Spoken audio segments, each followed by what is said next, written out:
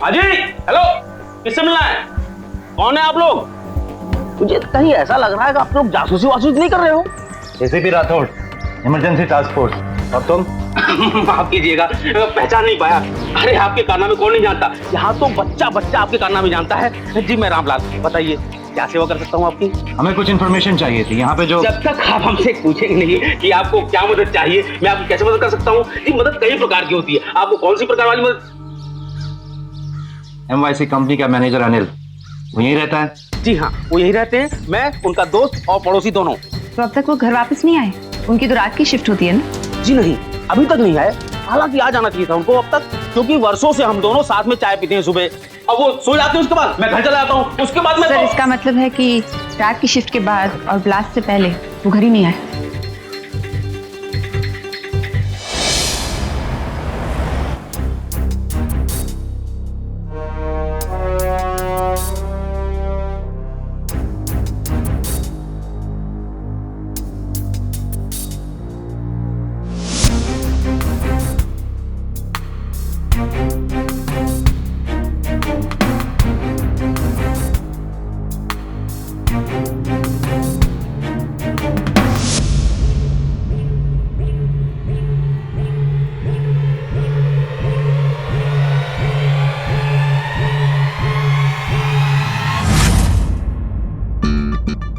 स्पेकी सेन, डरा दिया तुमने। दोबारा ऐसा कभी मत करना। अरे लाशों के साथ डील करती हूँ मैं, अगर खुद डर के बेहोश हो गई तो नाक कट जाएगी। तुम्हें डराने, तुमसे बातें करने या तुम्हारी नाक कट जाए। हाँ वही, नहीं आया था मैं। बस ये जानना था कि कुछ मिला। कुछ भी कहने से पहले थोड़े और टेस्ट करने होंगे। एक बात पक्की है कि बस में 30 लोग थे और 30 के 30 को आइडेंटिफाई करने में थोड़ा वक्त तो लगेगा। वाह, मतलब इतने टेस्ट करने के बाद इतने टाइम में तुमने ये पता लगा जो मैं पहले से पता था। क्या बात है लिसा डी क्रूज, कॉलेज में मैं ज्यादा तेज हुआ करती थी। कॉलेज में? Oh really? कॉलेज में कम से कम मैंने अपनी ईमेल आईडी हैक तो नहीं होने दी, स्पेकी सेन तुम्हारी तरह। ओह वाह, कितना मजा आया होगा ना जब प्रिंसिपल को तुम्हारा आई लव यू का ईमेल मिला होगा। Seriously seriously it was fun.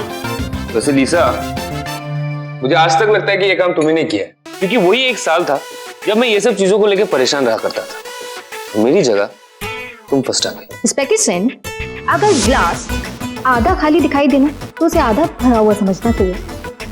हो सकता है उसी इंसिडेंट से इंस्पायर होकर आज तुम हैकर बने। हेलो, हैकर नहीं, मैं टेक एक्सपर्ट हूँ, टेक एक्सपर्ट। एक ही बात है स्पेकी सेन। और हाँ, मेरा नाम श्रीकांत सेन है।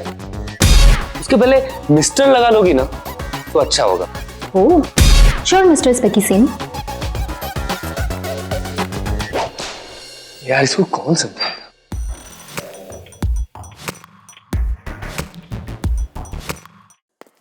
हे श्री, चल अच्छा हो गया, तुझे कोई तो कंपनी मिल गई।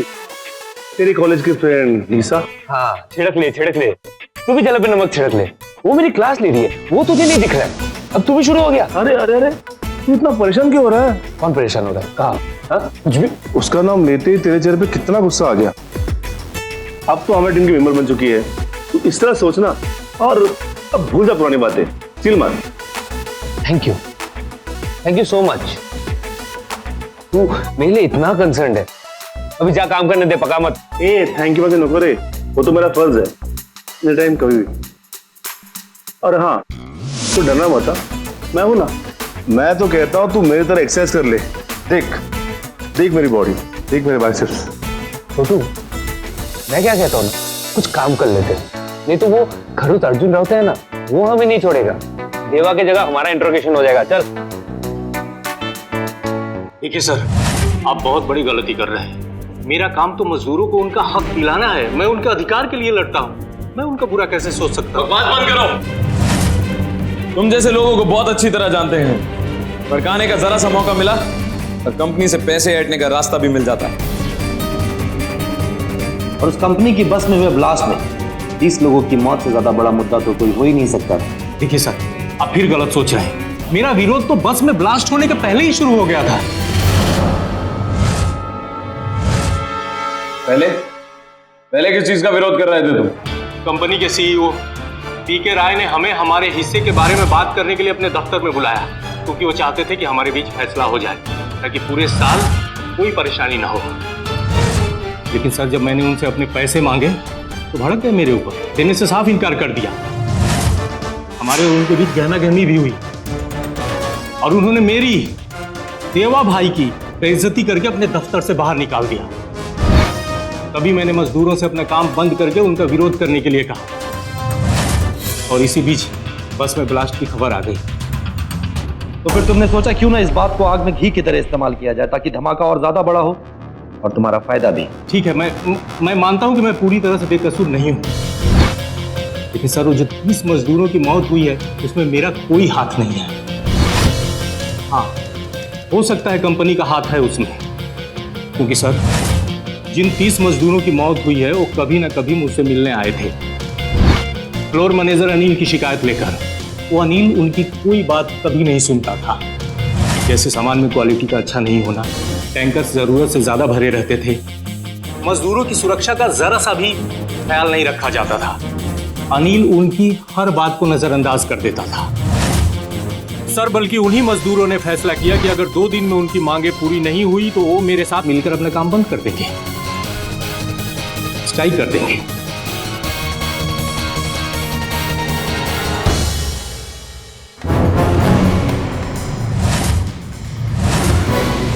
आप लोग एम्बेसी पेस्टिसाइड में कब से काम कर रहे हैं? तकरीबन 7 साल से। और इन 7 सालों के अंदर आपके सामने मशीनों की वजह से फैक्ट्री में कभी कोई हादसा या दुर्घटना? नहीं सर, लेकिन मशीनों का प्रॉब्लम जरूर है। कैसी प्रॉब्लम? सर, मशीनें दिन पर दिन पुरानी होती जा रही हैं। अगर उन्हें बदला या मेंटेन नहीं किया गया तो खतरा और बढ़ता जाएगा। ये मशीनों की मेंटेनेंस कितनी बार होती? तकरीबन साल में 1-2 बार हो जाती है साहब, लेकिन बहुत कम है। एक तो मशीनों पर लोड ज्यादा है और कंटिन्यू चलती रहती है। और तुम्हारा लीडर देवा जो तुम्हारी हर एक बात को लेकर आवाज उठाता है, इस बारे में उसने कोई आवाज नहीं उठाई? हाँ, 1-2 बार तो आवाज उठाई थी, लेकिन मालिक लोग हैं, उन्हें मना ही लेते हैं। तुमने इस बारे में अपने फ्लोर मैनेजर अनिल से कभी कंप्लेन की? की थी, बल्कि मशीनों की हालत उनसे ज्यादा और कौन जानता है। पर वो बेचारे भी क्या करें, वो तो हमेशा कोशिश करते हैं, पर कभी कोई बात ही नहीं बन पाई। जो मजदूर बस के अंदर थे, उनकी आपस में कोई रंजिश थी या फिर मालिक के साथ किसी भी तरह का कोई झगड़ा? ऐसी बात कर रहे हैं साहब, हम लोग यहाँ एक परिवार की तरह रहते हैं, एक साथ काम करते हैं। झगड़े के बारे में तो सोच भी नहीं सकते। ठीक है, तुम लोग जा सकते हो। ठीक है सर।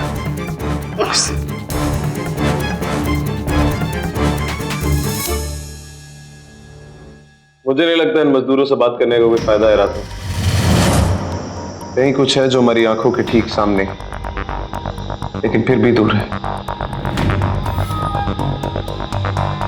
कहीं कुछ छूट रहा है रात हो।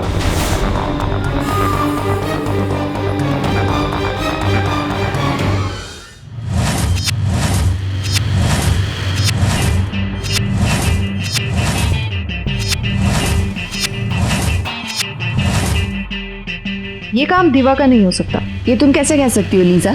क्योंकि मैंने सीएनजी सिलेंडर के पास मिले ट्रेसेस को एनालाइज किया है। अर्जुन सर का गैस बिल्कुल ठीक था। धमाका इतना तेज इसलिए हुआ क्योंकि टाइमर सेट करके बॉम्ब सिलेंडर के पास ही रखा गया, और जब धमाका हुआ तो सीएनजी टैंक ने भी आग पकड़ ली, जिसकी वजह से बस की ये हालत हो गई। इस बॉम्ब को बनाने में जिन केमिकल्स का इस्तेमाल किया गया है वो किसी आम दुकान पर नहीं मिल सकते। ये तो बस कुछ खास जगहों पे मिलते हैं, जैसे इंडस्ट्रियल प्लांट या फिर केमिकल प्रोसेसर या फिर पेस्टिसाइड प्लांट्स। यस। तो मतलब जिसने भी ये बॉम्ब बनाया उसने उस पेस्टिसाइड प्लांट में इस्तेमाल होने वाले केमिकल्स का इस्तेमाल किया। कोई इन वर्कर्स को इतने वैशी तरीके से क्यों मारना चाहेगा? कुछ और पता चला? सर, ब्लास्ट इतना तेज हुआ था कि मजदूर और उनका सारा सामान बुरी तरह से जल गया, एक चीज को छोड़ के। पैकी, जो फाइल ट्रांसफर करी थी उसे ओपन करना।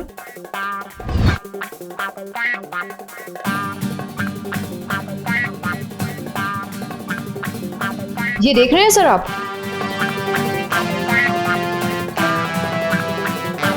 ये एक लाश की दांतों में फिलिंग थी।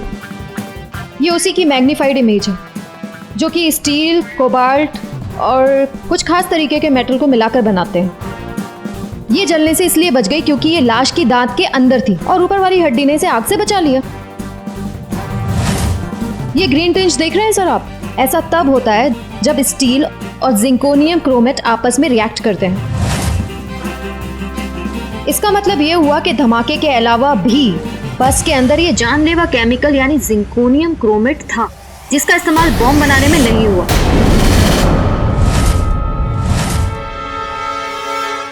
अगर धमाका ही करना था तो कोई उनकी जान केमिकल से क्यों लेगा? ये केमिकल गैस की फॉर्म में होता है, और अगर ये केमिकल बस में होता तो बाकी वर्कर्स के साथ बस का ड्राइवर भी मर चुका होता। Are you sure? कि सिर्फ जिंकोनियम क्रोमेट एक ऐसा सब्सटेंस है जो किसी स्टील पे हरा टिंच दे सकता है? Sure sir. इसका मतलब गैस उस पेस्टिसाइड प्लांट में था, ना कि बस में। तुम ऐसा कैसे कह सकते हो राउते? क्योंकि जब हम उस पेस्टिसाइड प्लांट में तहकीकात करने के लिए गए थे, तो उस प्लांट के पीछे के हिस्से पे, मतलब नट बोल्ट्स वगैरह पे मैंने ये हरा टिंच देखा। जब हम बीके राय से बात कर रहे थे तब। अगर वहां पे गैस था तो फिर हमें क्यों कुछ नहीं हुआ? क्योंकि हमारे पहुंचने से पहले उस केमिकल को उस फैक्ट्री से निकाला जा चुका था, और जो रह गया था वो था वो हरा टिंच। लेकिन अगर वहां इतनी जहरीली गैस थी तो वो वर्कर्स बच कैसे गए? एग्जैक्टली आयशा, वो वर्कर्स नहीं बचे। जब ब्लास्ट हुआ तो वो सारे वर्कर्स पहले ही मारे जा चुके थे उस पेस्टिसाइड प्लांट में। वो धमाका उन मजदूरों को मारने के लिए नहीं किया गया था, वो धमाका उनकी लाशों को ठिकाने पहुंचाने के लिए किया गया था। और हमें गुमराह करने के लिए, हमें ये दिखाने के लिए कि उनकी मौत उस धमाके से हुई थी। अभी तक हम इस धमाके की तहकीकात कर रहे थे, लेकिन अब असली वारदात सामने आई है। फैक्ट्री में लापरवाही बरत के मजदूरों का कत्ल।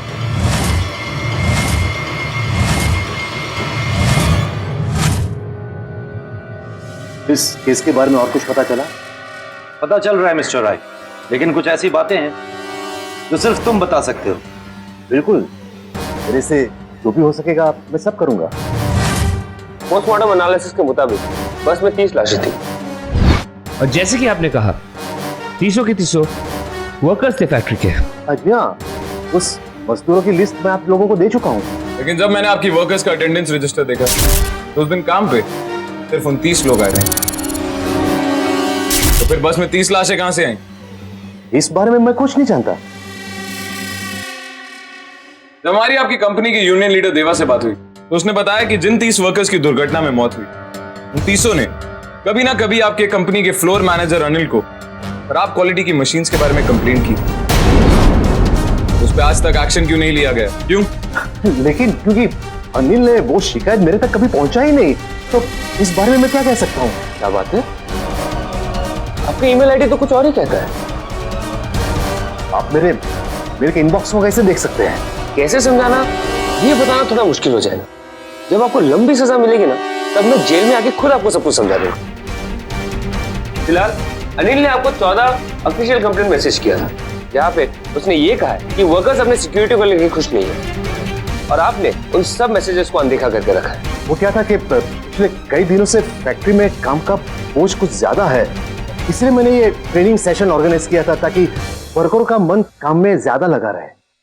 परेल में जो तुम्हारा कॉर्पोरेट ऑफिस है, वहां से हमें पता चला कि तुमने सुबह 6:30 बजे फोन करके दोपहर में 12:30 बजे की एक अर्जेंट ट्रेनिंग सेशन ऑर्गेनाइज करवाया। और ये देखते हुए कि उन मजदूरों ने सारी रात काम किया था, वो थके हुए थे, ये फैसला उनके हक में लिया गया हो, ऐसा नहीं लगता? ये सब मैं आपको पहले भी बता चुका हूँ, ये प्लान अनिल का था। अच्छा, तो फिर बस में लाशों को रख के ब्लास्ट करने का आइडिया भी अनिल का ही था? आप क्या कह रहे हैं? और वो जानलेवा केमिकल जो उन मजदूरों की बॉडी में मिला है, वो तुम्हारी फैक्ट्री में भी था, जिसकी वजह से यकीनन उनकी जान गई। और फिर तुमने अपनी और अपनी कंपनी की रेपुटेशन बचाने के लिए उन लाशों को इस तरीके से ठिकाने लगाने का तरीका अपनाया। नहीं, ये हो ही नहीं सकता। अब चाहे तो आप हमारी कंपनी के इंजीनियर्स को पूछ सकते हैं। जब भी फैक्ट्री में कोई गैस लीकेज होता है ना, तो उसको पूरी तरह साफ करने में कम से कम 2 घंटा लगता है। और उस दौरान कोई भी व्यक्ति उस गैस के संपर्क में आए तो वही का वही उसकी मृत्यु हो जाएगी। अगर आप जो बोल रहे हैं वो सही है, तो उसके बाद के बैच के वर्कर्स बच कैसे गए? क्योंकि वर्कर्स फैक्ट्री में घुसे ही नहीं। आपने सुबह तय करने के बाद भी देवा को उसके पैसे नहीं दिए। उसके बाद देवा और आपके बीच में कुछ झगड़ा भी हुआ और देवा स्ट्राइक पे चला गया। और यही आप चाहते थे कि देवा स्ट्राइक पे चला जाए और काम बंद हो जाए। और यही हुआ। अगले 3 घंटे तक फैक्ट्री के अंदर कोई नहीं घुसा। और जो सबसे ज्यादा दिलचस्प बात है वो ये है, इन सब में सिर्फ तुम शामिल हो। तुम्ही ने वो इमरजेंसी ट्रेनिंग सेशन ऑर्गेनाइज करवाया और उसके बाद उस देवा से झगड़ा किया ताकि अगले 3 घंटे तक कोई भी वर्कर उस फैक्ट्री के अंदर ना घुस सके। आपके कंपनी के प्रोस्पेक्टस में एक छोटा सा क्लॉज है जहां पे ये लिखा है कि अगर फैक्ट्री में कोई भी प्रॉब्लम हो तो फ्लोर मैनेजर डायरेक्टली आके सीईओ को रिपोर्ट करे। जो चीज हम आपके फोन रिकॉर्ड से पता लगा ले। और अनिल ने आपको फोन किया था ना इस हादसे की खबर देने के लिए। इसलिए बस में 29 नहीं 30 लाशें थी, क्योंकि वह 30वीं लाश और किसी की नहीं, खुद अनिल की ही थी। हुआ कुछ ऐसे होगा, बेचारे वर्कर्स अपनी शिफ्ट के लिए फैक्ट्री के अंदर घुसे और उसी वक्त गैस लीक होनी शुरू हो गई। अनिल सर को अर्जेंट फोन करो। सर, हमें मशीन की क्वालिटी पर ध्यान देना ही होगा। कोई एक्सीडेंट हो गया तो? तेरा बात की चिंता करना छोड़ दो अनिल, कुछ नहीं होगा। हेलो सर, मशीनें बहुत खराब हो गई है, लगता है कुछ गड़बड़ है सर। क्या सर? फैक्ट्री से एक वर्कर का फोन कह रहा है कि वहाँ गड़बड़ हो गई है, सारी मशीनें गर्म हो रही। क्या बात कर रहे हो? हाँ सर। चलो देखते हैं।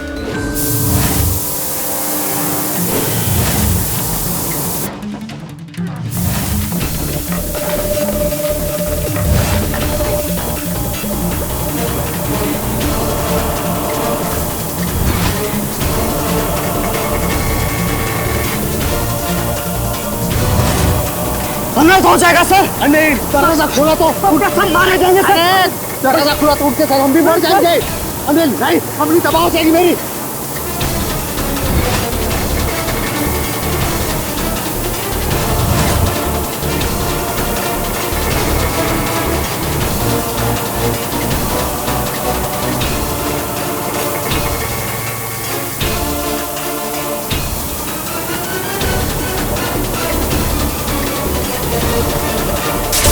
अनिल दरवाजा खोलने की पूरी कोशिश कर रहा था और मैं उसे रोकना चाहता था। उसी में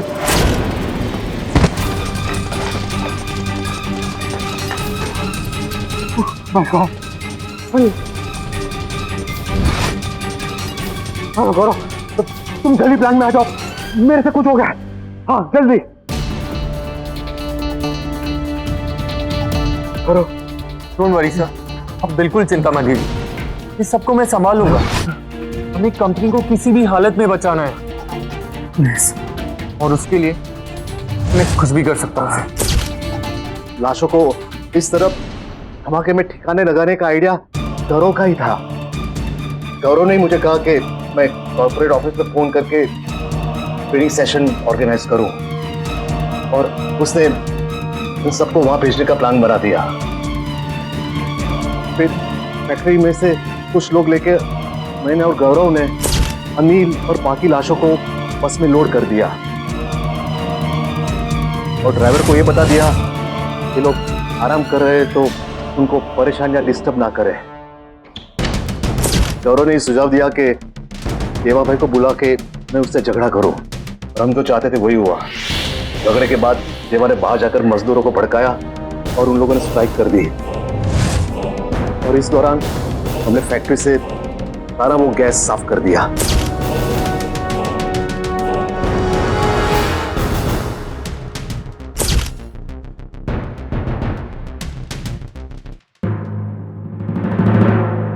और इस तरह तुमने लाशों को ठिकाने लगाया और इल्जाम लगाया अनिल पे, तो तुम्हारे हिसाब से गायब था अनिल, जो बेचारा उन्हीं 30 लाशों में से है। कैसे कर सकते हो तुम ये? डिस्गस्टिंग। लालच और मतलब इंसान से ऐसी हैवानों वाली हरकतें करवाते हैं। लेकिन सवाल यह है, तुम्हारे जैसे लोग ऐसा करने के बाद माथे पे बिना शिकन के कैसे जिंदा रह लेते हैं? सर, आपने मुझे बुलाया?